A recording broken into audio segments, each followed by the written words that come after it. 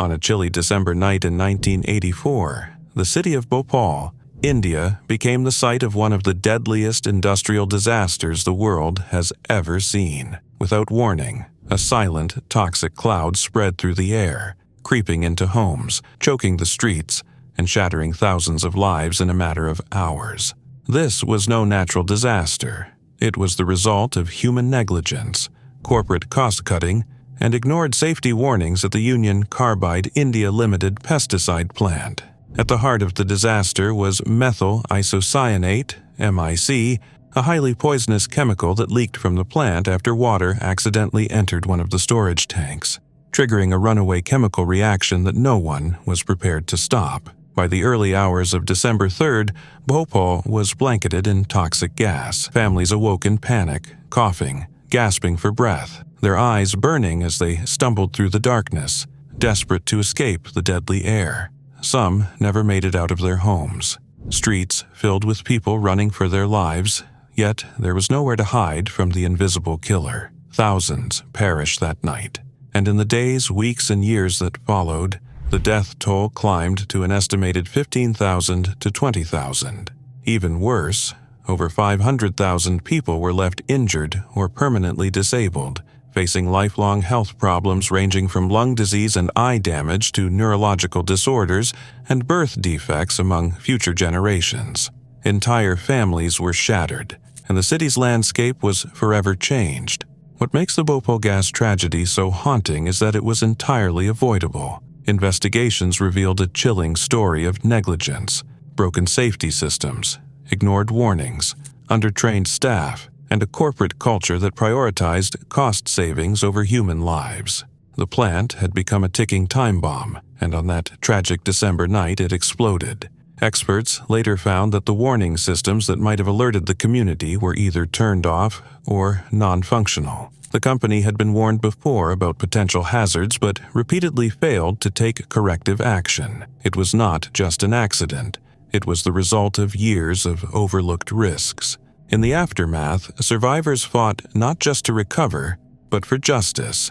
Union Carbide's then CEO, Warren Anderson, was charged but never brought to trial in India, shielded by international legal and political obstacles. The company settled out of court, but many survivors and activists saw the compensation as a fraction of what was owed, especially as the factory site remained contaminated for decades, continuing to poison the land and water around Bhopal. Entire communities still live with the environmental and health fallout, and cleanup efforts have been painfully slow, leaving toxic chemicals seeping into groundwater to this day. The Bhopal disaster became a global wake-up call, a grim reminder of what can happen when powerful corporations operate without sufficient oversight and accountability, especially in vulnerable communities. It raised urgent, still relevant points: how we hold multinational companies accountable, how we protect human lives from industrial risks, and how we make sure a tragedy like Bhopal never happens again. The memory of Bhopal stands not only as a symbol of loss, but as a call to action, urging the world to prioritize human safety over profit and to ensure that such a devastating failure is never repeated. It was April 23, 2025, at Purgatory Chasm State Reservation in Sutton, Massachusetts, a rugged, scenic place known for its dramatic rock formations and narrow, uneven trails. That afternoon, 49-year-old Carolyn Carey Sanger had planned a simple family outing. A devoted mother of 4 from Topsfield, she arrived with 3 of her children and her brother for what was meant to be a joyful hike together in nature. Carey loved the outdoors and had always embraced wellness in every part of her life. After years of working as an oncology nurse, she had recently transitioned into a new chapter, opening her own wellness studio, Balanced Body, in Topsfield, where she practiced massage therapy and Reiki healing. This hike was supposed to be a break, a peaceful few hours with the people she loved most. But at 1:45 p.m., everything changed. A 911 call was placed to Sutton Police. A woman had fallen between 50 and 75 feet into the chasm. That woman was Carey. Rescue crews responded quickly. The chasm, carved deep into solid rock, is a quarter-mile long and surrounded by sheer cliffs and narrow ledges. By the time emergency responders reached her, several nearby hikers, some with medical training, were already attempting to save her. They had witnessed the fall and rushed to help, but her injuries were catastrophic. Carrie was pronounced dead at the scene. Authorities confirmed that the fall occurred in full view of her 3 children. In the chaos that followed, they ran to find park rangers who called in state police and rescue teams. Her husband, Michael Sanger, was notified soon after. Investigators determined the fall to be accidental. A family friend, Tim Powley, later said, "It was just a trip, a loss of footing. That part of the trail is especially difficult. Purgatory Chasm, with its sharp drops and exposed rock ledges, has long drawn adventurous hikers." One visitor, Andy Spears, noted, "There are trails above the chasm with dangerous overhangs. If you go too close to the edge to look down, it's risky. It's so sad something like this happened here." Carrie had no known health issues. Officials believe a simple misstep on treacherous ground was enough to cause the fatal fall. Even with the fast response, nothing more could be done. News of her passing spread quickly across the Topsfield community. Friends and loved ones described Carrie as kind, selfless, and full of light. A GoFundMe campaign organized by family friend Brooke Powley raised over $100,000 in just days. "She was a bright light," Brooke wrote. "A wonderful, selfless mother who raised 4 incredible, respectful, responsible kids." Her husband, Michael, later spoke to the press, wearing one of Carrie's shirts. "She was amazing," he said, "the brightness and light on a dark day for a lot of people." The two had met in college and were preparing to celebrate their 20th wedding anniversary. Carrie's impact stretched far beyond her family. As a nurse, therapist, and healer, she was someone people trusted in their most vulnerable moments. Friend and colleague Mo Lee Shur remembered her as someone who could light up a room and make you feel safe. She had recently stepped away from nursing to focus fully on her wellness practice, renovating her studio by hand, proud of what she had created. In 2016, Carrie and Michael were featured in a local news segment about veterans. Michael, an Iraq War veteran, credited Carrie with helping him through his darkest times. Another friend, Catherine Schonfarber, wrote, "Carrie was a radiant presence, a healer, a teacher, a friend whose kindness touched countless lives. For the Sanger family and for everyone who knew her, the loss is overwhelming. A place known for its wild beauty became the setting of an unimaginable tragedy." Carrie spent her final moments surrounded by nature and the people she loved, and in the days that followed, her family held tightly to memories, to photos, and to the warmth she left behind. On April 26, 1942, the Benxihu colliery in Liaoning Province, China, became the stage for the deadliest coal mining disaster in recorded history, and the tragedy was as grim as it was preventable, making it one of those moments where history feels less like a story and more like a warning carved in stone. The mine, controlled by Japanese forces during their occupation of Manchuria, was already notorious for its brutal working conditions, where Chinese laborers were forced into back-breaking shifts under the constant gaze of overseers who valued coal production more than human life. On that spring day, a lethal cocktail of gas and coal dust ignited deep underground, producing a devastating explosion that tore through the tunnels like a firestorm, collapsing supports, filling passageways with flames, and instantly cutting off escape routes. For the miners who survived the initial blast, the nightmare had only just begun, because the fire raged uncontrollably, consuming oxygen and spewing toxic carbon monoxide, turning every breath into a fight for survival. In a decision that still shocks historians, the Japanese authorities chose to seal the mine entrances in an effort to smother the blaze, a move that protected equipment and infrastructure, but effectively trapped more than 1,000 men underground with no chance of rescue. Survivors later recalled the horrific reality as some workers suffocated within minutes while others clung to life in pitch darkness as poison gas silently overtook them. When the mine was finally reopened, the true scale of the disaster emerged with 1,549 miners having lost their lives, a death toll so massive that it still stands as the worst coal mining disaster ever recorded. Yet, beyond the staggering numbers lies a story drenched in wartime cruelty, because many of the dead were not simply workers, but conscripted laborers with little choice in their fate, people whose lives were treated as expendable in the machinery of war and industry. Contemporary reports from Japanese officials at the time downplayed the tragedy, focusing on production losses rather than human suffering, while local families grieved in silence, their voices muted by the political realities of occupation. Over the years, the Benxihu disaster has come to symbolize not just the dangers of coal mining, but also the devastating consequences of prioritizing profit and control over safety and dignity. Mining, by its very nature, is dangerous work, but history has shown that disasters fires on this scale almost always come from negligence, lack of preparation, and callous disregard for human lives, and Benxihu is perhaps the clearest and most haunting example of all. Imagine for a moment how different the story could have been if the miners had been given even the most basic protections, proper ventilation, or the chance to escape rather than being sealed in like expendable parts of a machine. Instead, the disaster became both a human tragedy and a moral indictment, a reminder that the price of neglect is often measured in lives rather than dollars. Today, when historians or safety experts look back at Benxihu,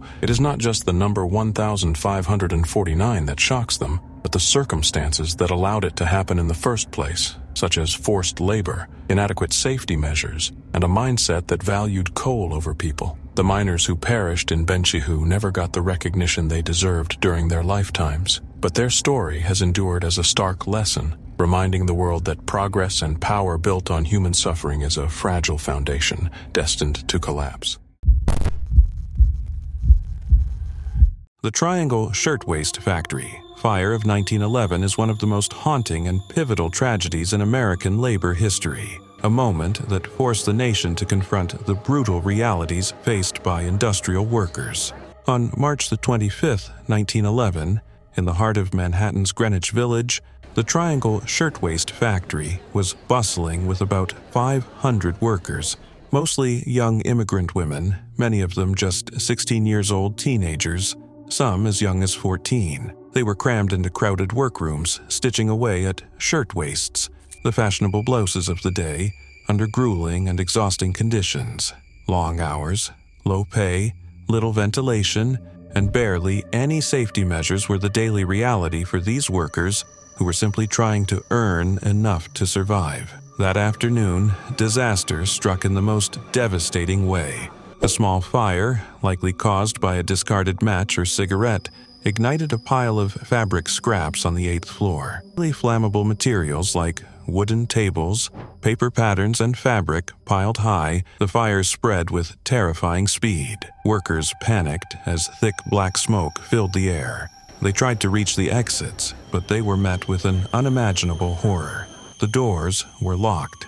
The owners, Isaac Harris and Max Blanc, had kept the doors chained shut to prevent workers from sneaking out for breaks or stealing materials, a sadly common and dangerous practice in sweatshops at the time. As the flames roared and the heat became unbearable, many workers found themselves with no way out. The fire escapes were either too narrow, poorly constructed, or already collapsing under the weight of desperate workers trying to flee. Some tried to cram into the building's two small elevators, while others rushed to the stairwells only to be overtaken by smoke and fire. Then came the most heartbreaking and unforgettable scene. As crowds gathered helplessly in the streets below, dozens of young women appeared at the windows, realizing there was no escape. One by one, they began to jump, leaping from the 9th floor in a desperate attempt to avoid the flames. They fell to their deaths right before the eyes of horrified onlookers who could do nothing but watch. By the time the fire was extinguished, 146 workers were dead. Families were left devastated. The city was shaken to its core, and the public was outraged. Newspapers splashed the gruesome details across their front pages, reporting on the terrible conditions that had led to such an unimaginable loss of life. Citizens demanded justice, and Harris and Blank were brought to trial. Yet, despite overwhelming evidence of their negligence and the clear disregard for worker safety, the factory owners were acquitted of manslaughter. They did eventually pay small compensation settlements to the victims' families, but it was little comfort after such a massive loss. Still, the impact of the Triangle Fire could not be ignored. It became a powerful rallying cry for labor reform. Massive protests and demonstrations swept through New York, led by groups like the International Ladies Garment Workers Union, which had long been fighting for better working conditions. Politicians, activists, and even wealthy socialites joined the push for reform, working together to pass new laws on fire safety, building codes, and labor protections. Things like mandatory fire drills, unlocked exit doors, better fire escapes, and sprinkler systems became standard requirements. It was a hard-earned and deeply painful turning point, a moment in history that changed the way the nation thought about worker rights and workplace safety. Even today, more than a century later, the memory of the Triangle Shirtwaist factory fire lingers. It stands as a sobering reminder of what can happen when profit is valued over people, when workers' voices are ignored, and when basic safety measures are neglected. The reforms that followed have saved countless lives since then, but the tragedy itself remains a heartbreaking chapter in the story of American labor, one that should never be forgotten. It was November 22, 2020, high in the Pyrenees Mountains along the French-Spanish border, when 37-year-old British hiker Esther Dingley set out on what would be her final trek. An experienced solo adventurer, Esther had spent years traveling Europe in a camper van with her longtime partner, Dan Colgate, documenting their life together on a travel blog. This time, she was hiking alone. That afternoon, she summited Pic de Sauvegarde, a 737-meter peak, and sent Dan a selfie via WhatsApp around 4 p.m. They shared a brief 90-second video call, the last time anyone would hear from her. Esther planned to spend the night at Refuge de Venasque, a small unmanned mountain shelter nearby. Her route, crossing briefly into France before looping back into Spain, was well within her capabilities. Her last message read, "Might dip into France, hoping Refuge Venasque has a winter room. Keep you posted when can. Love you, X." She never sent another message. 3 days later, on November 25th, Dan reported her missing.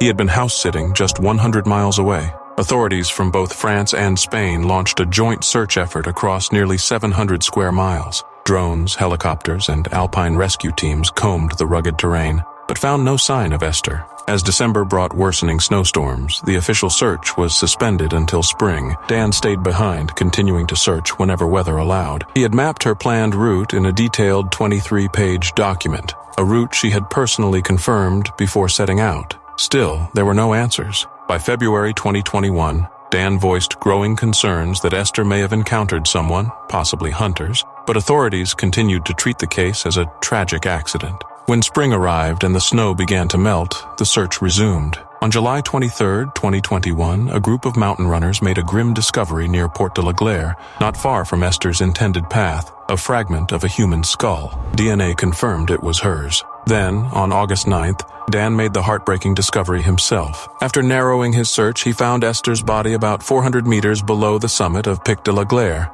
Her backpack, hiking shoes, and phone were nearby, partially concealed by snow and months of exposure. Her yellow tent was never found. Esther's hiking shoes showed signs of heavy wear. Although she had packed Kula microspikes, traction gear for icy terrain, she hadn't been wearing them. An autopsy later confirmed that she likely died instantly after falling roughly 100 feet from a rocky ridge. The injuries pointed to a high-impact fall, possibly caused by slipping on ice made worse by worn soles. Her phone held no further clues beyond that final video call. The spot where she fell was remote and difficult to reach, contributing to the months-long delay in locating her. There were no signs of foul play. Investigators concluded that Esther was following her planned route when she slipped. Despite her experience and careful preparation, the terrain had proven treacherous and unforgiving. In a joint statement, Dan and Esther's mother thanked the search teams and everyone who had supported them during the long months of uncertainty. They shared their sorrow, now knowing for certain that Esther would not be coming home. Esther Dingley had prepared for this journey with thought and care. But in the mountains, even the most seasoned hikers can face dangers beyond their control. Her final adventure was one she embraced fully, but nature, as always, had the final word. On the morning of April 16, 1947, the people of Texas City, Texas, woke up to what seemed like an ordinary day. At the busy port, a French cargo ship called the SS Grand Camp was docked with a load that didn't sound particularly threatening. About 2,300 tons of ammonium nitrate fertilizer. Fertilizer is usually associated with farming and growth, but in certain conditions, it can become highly unstable and explosive. That morning, a fire broke out in the ship's hold, and smoke started curling into the sky. Workers tried to fight the blaze, even sealing the hatches and pumping in steam in hopes of smothering it, but the attempt only made things worse. The fire heated the chemicals inside, and just before 9 a.m., the ship erupted in a massive explosion that instantly turned the harbor into a scene of destruction. The force of the blast was staggering. It tore through the port, shattering buildings, igniting refineries, and sending shockwaves for miles. People in Houston, nearly 40 miles away, reported windows rattling from the impact. A column of fire and debris shot hundreds of feet into the air, and fragments of the ship were hurled across the city. One piece of the anchor landed more than a mile inland. The explosion was so powerful that it generated a tidal wave, tossing ships onto the shore and creating chaos both on land and water. Fires spread rapidly, and secondary explosions from nearby oil storage tanks only deepened the catastrophe. Within moments, Texas City went from a thriving port community to a disaster zone. The human cost was devastating. At least 581 people were officially killed, though the real toll was likely higher, as some victims were never identified. Over 5,000 people were injured. Hospitals were overwhelmed, and more than 500 homes were destroyed, leaving thousands homeless. Rescue workers and volunteers poured in from surrounding areas, but the scale of the destruction was overwhelming, and grim scenes of search and recovery unfolded in the days that followed.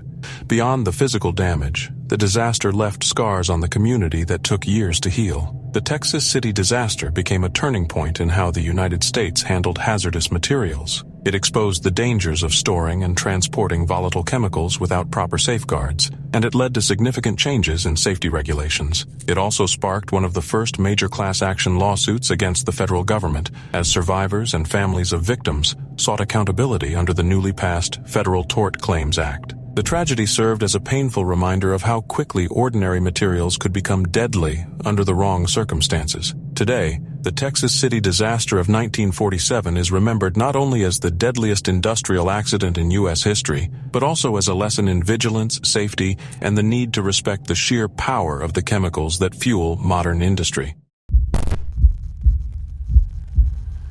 On December 6, 1917, Halifax, Nova Scotia, was a busy and crucial port city during World War I. Ships carrying troops, supplies, and dangerous cargo arrived and departed constantly. Among these vessels was the French ship SS Mont Blanc, which was loaded with a massive and highly explosive cargo, including TNT, picric acid, benzol, and gun cotton. This made the ship a floating bomb in the harbor, a fact known only to a handful of people at the time. At the same moment, the Norwegian relief ship SS Imo was trying to leave the port, carrying supplies for Belgium. Due to a series of miscommunications, navigational errors, and some strict maritime rules, the two ships ended up on a collision course in the Narrows, the narrowest and most dangerous part of Halifax Harbor. The collision itself did not cause much damage initially, but it ruptured barrels of benzol, a highly flammable liquid, on the Mont Blanc's deck. This quickly ignited a fire on the ship's cargo hold.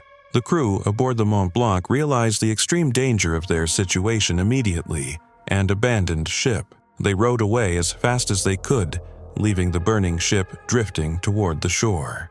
Unfortunately, the people in Halifax had no idea what the Mont Blanc was carrying. When the fire started, many curious residents, workers, and dock hands gathered near the waterfront or stood at their windows to watch the burning ship. They saw the thick black smoke and the flames licking higher and higher, but no one understood that this was a ticking time bomb heading straight toward the city. Then, at 9:04 a.m., about 20 minutes after the collision, the Mont Blanc exploded. The blast was one of the largest non-nuclear explosions in history, releasing the energy equivalent of nearly 3,000 tons of TNT. The shockwave tore through the city, destroying buildings, shattering windows miles away, and hurling debris like deadly missiles into the air. The force was so powerful it created a tsunami in the harbor, washing away docks, boats, and anything else in its path along the waterfront. The human toll was devastating. Over 2,000 people lost their lives, and around 9,000 more were seriously injured. The blast caused horrific injuries. Burns, broken bones, and blindness were common. Many victims were people who had been standing at their windows or near the harbor watching the fire, completely unaware of the danger they were in. The explosion leveled entire neighborhoods, leaving thousands homeless just days before Christmas. As if the explosion and destruction weren't enough, the very next day, Halifax was hit by a severe blizzard. The sudden snowstorm buried the devastated city under a thick blanket of snow and ice, making rescue efforts even more challenging. Medical staff and volunteers worked around the clock to care for the injured, despite freezing temperatures and limited supplies. Emergency hospitals overflowed with patients, many of whom had suffered serious injuries. Families frantically searched the rubble for missing loved ones while battling the cold and snow. The blizzard added another layer of hardship to an already unimaginable tragedy. Despite the destruction, loss, and heartbreak, the people of Halifax showed remarkable resilience and determination. The community came together to support one another, and aid arrived quickly from across Canada and from Boston in the United States, which sent supplies, medical help, and funds to assist the recovery. Volunteers, workers, and soldiers joined forces to clear debris, rebuild homes, and restore essential services. The city's recovery was slow and difficult, but it demonstrated the strength and spirit of the people who refused to be defeated by disaster.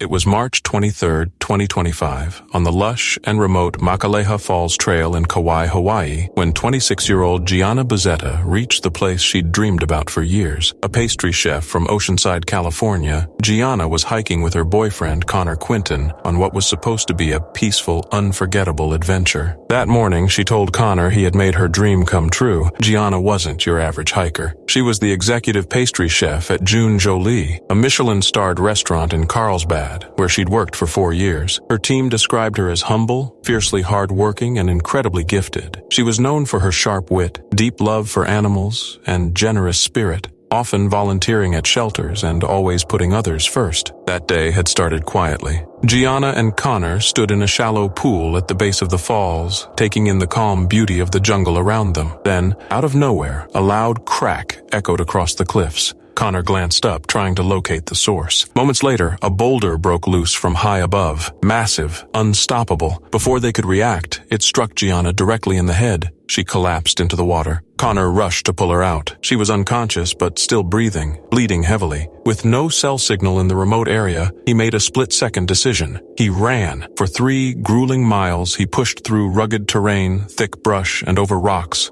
desperate to find help. When he finally reached a spot with reception, he called emergency services. Rescue crews moved fast. They reached Gianna, stabilized her, and airlifted her to Wilcox Memorial Hospital before transferring her to Queens Medical Center in Honolulu. Her parents, Katie and Salazetta, immediately flew to Hawaii. They made it just in time to be by her side. Gianna passed away the next day. Her loss was a crushing blow, but her family found comfort knowing that her final hours were spent in a place of pure beauty with the person she loved most. Her mother later shared that Gianna had felt completely happy and at peace before the accident, a moment of true joy. Back in Carlsbad, the news hit hard. At June Jolie, her absence left a hole no one could fill. Restaurant owner John Resnick called the loss paralyzing. Co-workers remembered Gianna as a quiet force of nature, humble, driven, always pushing to improve, always lifting up those around her. Gianna's passion for baking started early. By 12, she was helping her mom with a floral and events business. By 17, she was juggling multiple jobs.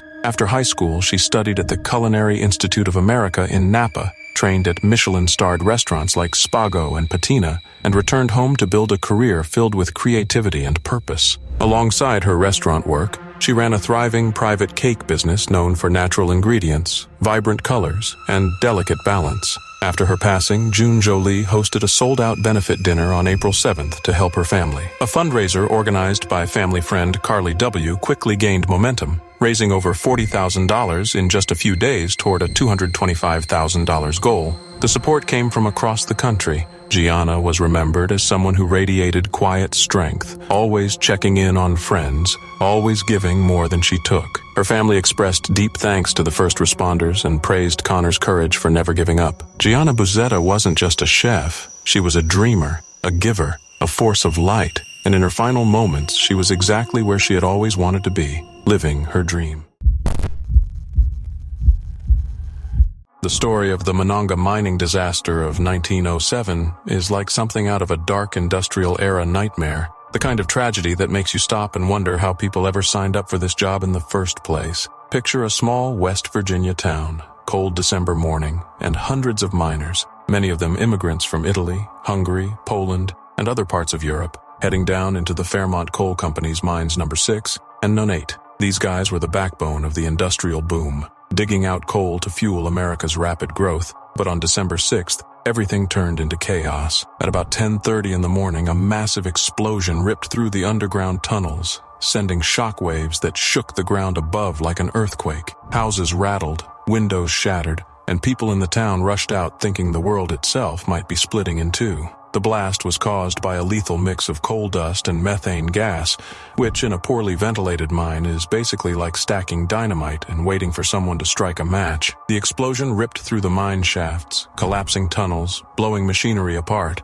and releasing a wave of deadly carbon monoxide that suffocated nearly everyone inside. Official reports put the death toll at 362, but locals whispered it was way higher, maybe closer to 500 or more, since many unregistered immigrant workers and even teenage boys were inside that day. The sheer scale of loss was staggering. Entire families were torn apart because fathers, sons, and brothers often worked side by side underground. And when disaster struck, it wiped out multiple generations in one horrific instant. Rescue attempts were brave but grim. Teams went down into the choking blackness, hoping to pull survivors out, but most of what they found were lifeless bodies. The gas was so thick and poisonous that even the rescuers themselves sometimes collapsed before making it back out. Above ground, the town of Monongah turned into a scene of heartbreak, with wives, mothers, and children crowding around the mine entrances waiting for news that never came. Church bells rang. Funeral processions stretched on, and cemeteries filled faster than anyone could have imagined. Some widows were left with 6 or 7 children to raise on their own, and immigrant families who had already sacrificed everything to come to America now found themselves broken and destitute. There were stories of women fainting when they saw the wagons carrying out bodies, of children crying at the mine gates, and of local officials struggling to even count the dead properly because so many workers had never been formally registered. The whole town was drenched in grief, and yet the mine owners at the time offered little more than token compensation. A few dollars to families, hardly enough to buy food for a week, let alone rebuild a shattered life. The scale of indifference was almost as shocking as the explosion itself, a cruel reminder of how little power laborers had in that era. But the Monongah disaster was not just another tragic entry in the long list of industrial accidents. It became a turning point that forced America to take a harder look at mine safety. Public outrage eventually led to the creation of the United States Bureau of Mines in 1910, which was tasked with investigating explosions, improving ventilation, and making sure safety measures were enforced. Of course, change was slow and mining remained dangerous for decades, but Monongah stood as a grim symbol of what happens when profit is placed above human lives. Today, the disaster is remembered with memorials in both West Virginia and in Italy, since so many of the victims were Italian immigrants whose names and stories live on through descendants. Walking through Monongah today, you will not hear the roar of the mines, but you will see monuments that quietly tell of the day the town lost nearly everything in a single blast. It is a story of loss, resilience, and the harsh price paid in the pursuit of coal, but it also serves as a reminder of how human suffering can sometimes push the world toward change. The Monongah mining disaster might be more than a century old, yet its echoes still rumble in history, reminding us that behind every lump of coal once stood a man who risked his life to dig it from the earth. On July 6, 1988, the Piper Alpha oil platform, located about 120 miles northeast of Aberdeen in the North Sea, was operating as one of the world's most productive offshore oil rigs. Designed to withstand harsh conditions, it was a massive structure extracting oil and gas beneath the ocean floor, a technological marvel and a source of livelihoods for hundreds of workers. But on that fateful summer day, everything changed in a devastating matter of minutes. The disaster began with routine maintenance on a gas compressor pump. Earlier, the pump had been taken offline for repairs, and a critical safety valve was removed for maintenance. Unfortunately, the system's communication broke down. Those restarting the pump were unaware that the safety valve had not been replaced. This error allowed highly flammable gas to leak unchecked into the platform. When the pump was turned back on, the leaking gas found an ignition source, causing a massive explosion. This initial blast was only the beginning. The explosion damaged the rig's safety systems, including the firewalls and emergency shutdown procedures, and it ruptured gas lines that led to further blasts. Fires quickly spread across the platform, fueled by oil and gas, reaching temperatures that melted steel beams and destroyed escape routes. The scale of the disaster was overwhelming. Emergency systems failed to control the fire or assist evacuation effectively. Crew members faced terrifying conditions as smoke and flames engulfed the rig. Rescue efforts were hindered by the severity of the blaze and the remote location. Helicopters and lifeboats tried to save as many as they could, but in the end, 167 men lost their lives out of the 226 on board. It remains the deadliest offshore oil disaster in history. In the wake of the tragedy, a public inquiry was established, led by Lord Cullen. The Cullen inquiry revealed that the disaster was not simply an accident, but the result of a series of human errors, procedural failures, and inadequate safety culture. A critical failure in communication meant the maintenance team's warnings were not properly conveyed to operations personnel. Key safety equipment was missing or not functioning as intended. Emergency procedures were unclear, and personnel were insufficiently trained for such a catastrophic event. One of the most important findings was that safety had not been fully integrated into every level of the rig's operation. The inquiry highlighted how complex offshore environments require clear communication, rigorous maintenance practices, and comprehensive emergency preparedness. Piper Alpha showed that technical advances alone are not enough to prevent disaster. Safety depends on people, processes, and culture working flawlessly together. The aftermath of Piper Alpha led to significant reforms in offshore safety regulations around the world. The oil industry adopted stricter standards for equipment testing, maintenance, and emergency response. Safety management systems became mandatory, designed to identify risks proactively and ensure everyone knows their roles in a crisis. The tragedy served as a painful but necessary wake-up call that saved countless lives in the years since. Piper Alpha remains a solemn reminder of the dangers inherent in extracting natural resources from challenging environments. While the platform was destroyed and hundreds of lives lost, the lessons learned have transformed offshore safety. The disaster taught the industry that neglecting communication and safety procedures can have catastrophic consequences.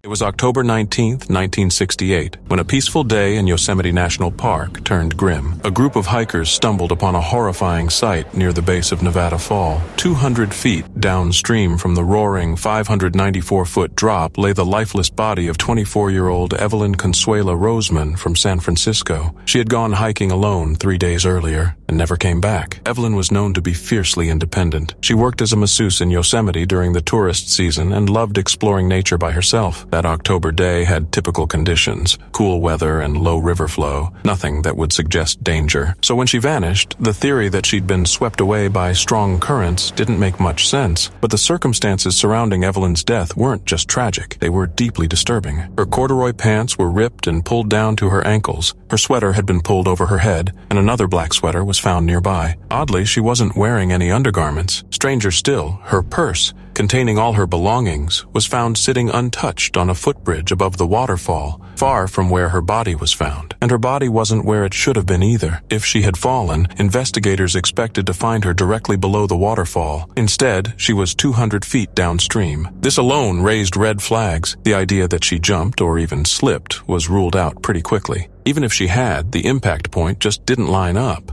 Then came the autopsy, which only deepened the mystery. Evelyn had died from a massive head injury consistent with a fall from a great height. Shockingly, pieces of her brain tissue were found 50 feet away, closer to the waterfall's center. Every single bone in her body was broken, which matched the force of the fall, but oddly, her skin was mostly intact. In falls, this severe torn skin and shredded clothing are common. Not here. Even worse, signs of post-mortem sexual assault were discovered, later confirmed in a case review. At that point, it was clear Evelyn hadn't simply fallen. Someone had caused her death, either by pushing her or by moving her body afterward. Investigators even considered the unsettling idea that someone had somehow launched her. The theory that an animal dragged her didn't hold up. No bite marks, claw injuries, or animal tracks were found. Yet, despite the suspicious evidence, Evelyn's case was handled unusually quietly. Mariposa County officials suggested a coroner's jury might be called, but nothing more was ever said. The FBI got involved, but their files remained sealed. Technically, the case is still open, leaving only scattered media reports and books to piece together the truth. In 2019, during a paranormal conference, one speaker suggested Evelyn's death might have involved a cryptid, but a woman in the audience cut in, pointing to the obvious. There was plenty of evidence of human violence, no monsters required. One book added more grim details, including that Evelyn had worked as a topless waitress and masseuse, details that, sadly, might have shaped how her case was viewed at the time. In the end, the big questions remain: why move her body? Why risk being seen? And most importantly, who did it? Over 50 years later, Evelyn's death still casts a shadow over Yosemite. Someone caused it, and whoever they were never caught. The Hawk's Nest Tunnel disaster is one of those grim industrial stories that feels ripped from a dystopian novel, except it was horribly real and played out in the early 1930s in the small town of Gauley Bridge, West Virginia, when a project that was supposed to bring progress ended up writing one of the darkest chapters in American labor history. It all started with Union Carbide deciding to bore a tunnel through Gauley Mountain to divert the new river for hydroelectric power. A seemingly impressive feat of engineering that turned into a death trap for hundreds of workers. The job itself did not sound too insane at first, as the plan was to dig a 3-mile tunnel through solid rock. But the rock was practically pure silica. And when you drill through silica without water or ventilation, you are not just making a tunnel, you are basically creating giant invisible death clouds. Those clouds filled the lungs of the mostly poor men hired for the job, many of whom were African American migrants looking for work during the Great Depression. Instead of being given masks or any kind of protection, they were shoved into the dust storm with shovels, drills, and desperation, and within weeks people were coughing, wheezing, and suffocating from the inside as silicosis, an incurable lung disease, shredded their bodies. What makes this even worse is that the company knew silica dust was dangerous. The science was not some futuristic mystery, but keeping production fast and cheap mattered more than keeping workers alive. The deaths piled up quickly, yet officials tried to brush it under the rug. Some estimates say around 476 deaths were officially recorded. But survivors, families, and historians agree the real number was probably closer to 700, maybe even over 1,000, making it not just a workplace accident, but arguably the worst industrial disaster in United States history caused by occupational disease. The way it was handled only adds to the tragedy, because many of the dead black workers were buried in unmarked mass graves, their stories erased while Union Carbide cashed in on the project and the local community lived with the haunting legacy. The disaster sparked outrage among labor advocates and eventually forced the conversation about occupational safety into the public eye, leading to serious recognition of silicosis as an industrial disease. But at the time, the victims and their families were left with little more than grief, poverty, and scars of neglect. Even today, if you visit the area, the story is not front and center like you would expect for such a massive loss of life. It is remembered in patches, in poems like Muriel Rukeyser's Book of the Dead, in local whispers, in a scattering of memorials. But the echoes of those men gasping in dusty darkness still feel heavy because the disaster was not some freak accident of fate, it was preventable. It stands as a chilling reminder of what happens when human lives are treated as expendable in the name of progress. While the Hawk's Nest Tunnel looks like just another piece of Appalachian engineering, its true legacy is a cautionary tale carved into the lungs of the men who built it and buried beneath the silence of unmarked graves. It is a story that deserves to be remembered not only for its tragedy, but also as a warning about the cost of greed and negligence when safety is ignored. On March 11, 2011, Japan faced one of the most devastating natural disasters in its history, a massive earthquake, followed by a powerful tsunami that triggered a nuclear crisis with far-reaching consequences. This event, known as the Fukushima Daiichi nuclear disaster, dramatically changed how the world viewed nuclear power and safety. It all began with the Great East Japan earthquake, a staggering magnitude 9.0 quake, which struck off the northeastern coast of Honshu, Japan's main island. The earthquake alone caused significant damage, but the real devastation came moments later when a towering tsunami, with waves reaching heights of up to 15 meters, around 50 feet, swept over the coastline. This deadly combination overwhelmed the Fukushima Daiichi nuclear power plant, located near the coast in Fukushima Prefecture. Fukushima Daiichi was a complex of 6 boiling water reactors designed to provide electricity safely and efficiently. Under normal conditions, these reactors rely on constant cooling systems to prevent overheating of the nuclear fuel rods, which generate heat through nuclear fission. However, when the tsunami struck, it knocked out the plant's power supply, including critical backup diesel generators that powered the cooling systems. Without electricity to operate pumps and fans, the reactors began to overheat. This loss of cooling caused the fuel rods in 3 reactors to melt partially, a process known as a meltdown. As temperatures soared, hydrogen gas built up inside the reactor buildings, eventually leading to explosions that damaged the structures and released radioactive materials into the environment. The contamination spread through air, water, and soil, raising serious concerns about health and environmental safety. The Japanese government quickly ordered evacuations in a roughly 20-kilometer radius around the plant, relocating over 100,000 people to safer areas. The evacuation was a massive logistical challenge, separating families and uprooting communities. Many residents still face long-term displacement, as large areas remain contaminated and unsafe for habitation. Globally, the disaster sparked intense debate over nuclear power's risks and benefits. While nuclear energy offers a low-carbon alternative to fossil fuels, Fukushima exposed vulnerabilities in reactor design and emergency preparedness. Countries around the world reassessed their nuclear programs. Some, like Germany, accelerated plans to phase out nuclear power, while others invested heavily in safety upgrades and alternative energy sources. The cleanup and decommissioning of Fukushima Daiichi is an ongoing, complex process expected to take decades. It involves removing highly radioactive fuel, managing contaminated water, and dismantling damaged reactors, all under challenging conditions. Advanced technologies, including remote-controlled robots and specialized containment systems, are being used to reduce risks to workers and the environment. Despite the severity of the disaster, Fukushima also led to improvements in nuclear safety regulations globally. Japan, for example, established the Nuclear Regulation Authority, NRA, a stricter oversight body tasked with enforcing enhanced safety standards. New protocols for natural disaster preparedness, emergency response, and public communication have been implemented. Fukushima's legacy is a sobering reminder of the power of nature and the importance of respecting it with robust safety measures. It highlights the delicate balance between harnessing nuclear energy's benefits and managing its risks responsibly. The disaster also accelerated interest and investment in renewable energy technologies like solar and wind power, seen as safer and more sustainable options.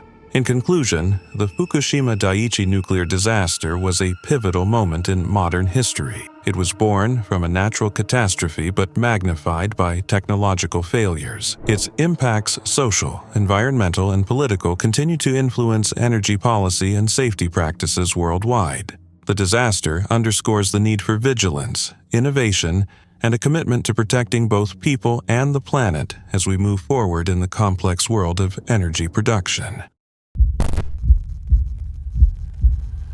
It was September 1st, 1974, when the Cowen family set off for what was supposed to be a quiet, last-minute camping trip in Oregon's Siskiyou Mountains. Richard Cowen, a 28-year-old logging truck driver, had planned to spend the weekend working on his driveway. But when his truck broke down, he and his wife Belinda, just 22, packed up their 2 kids, 5-year-old David and 5-month-old Melissa, along with their basset hound, Droopy, and headed for the woods instead. The Cowdens were a regular outdoorsy family from White City, Oregon, and their chosen spot, Carberry Creek in the Rogue River Siskiyou National Forest, seemed peaceful. That morning, Richard and little David were seen buying milk at a general store in the now-gone town of Copper around 9 a.m. It was the last time anyone would see the family alive. When the Cowdens didn't show up for dinner that night at Belinda's Belinda's mother's house, she drove to the campsite, and instantly she knew something was wrong. The truck was parked as if nothing was amiss. Keys lay on the picnic table. Belinda's purse and the baby's diaper bag were left out. The camp stove was fully set up, and the milk, cold and unopened, was still sitting there. Even Richard's wallet and Belinda's cigarettes were untouched. The only thing missing? Their swimsuits. After waiting an hour, she called the police. Authorities arrived that night, and right away the scene felt off.